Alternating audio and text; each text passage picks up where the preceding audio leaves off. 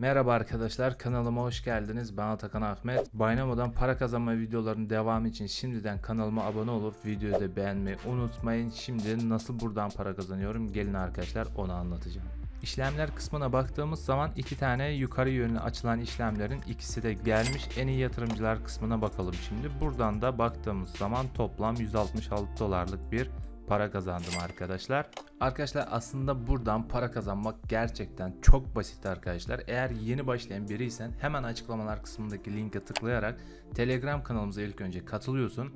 Bir de başa tutturulan mesaja tıklayıp şu PDF kitapçığını indiriyorsun. Bunu indirdikten sonra burada neler var? Gelin kısaca bir göz atalım ilk önce. Burada arkadaşlar destek direnç nedir? Kırılım nereden gerçekleşir? Çizimler nasıl çizilir vesaire. Kısacası arkadaşlar en çok kullanılan formasyonlar olsun vesaire, bayrak formasyonları burada gördüğünüz gibi, bunları bir kere gözden geçiriyorsun. İlk önce market yapısını bir kere anlaman gerekiyor. Bundan sonra artık bu işe girebilirsin. Şimdi bu videoda hemen size bu kadar para kazanacaksınız, hemen başlayın diyemeyeceğim arkadaşlar. Bazı kurallar var. Bunlardan biri psikoloji arkadaşlar. Eğer psikolojiyi oturtmadığınız sürece buradan bir türlü para kazanamazsınız.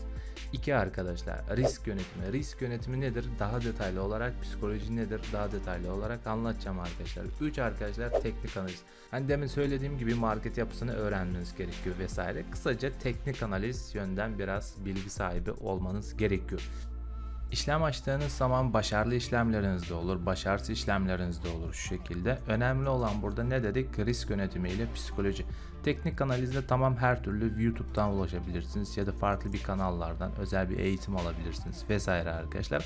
Teknik yönden bunları sizlere anlatır ama psikoloji ile arkadaşlar risk yönetimi yapmadan buradan para kazanmanız imkansız. O yüzden aslında en basit olan nedir?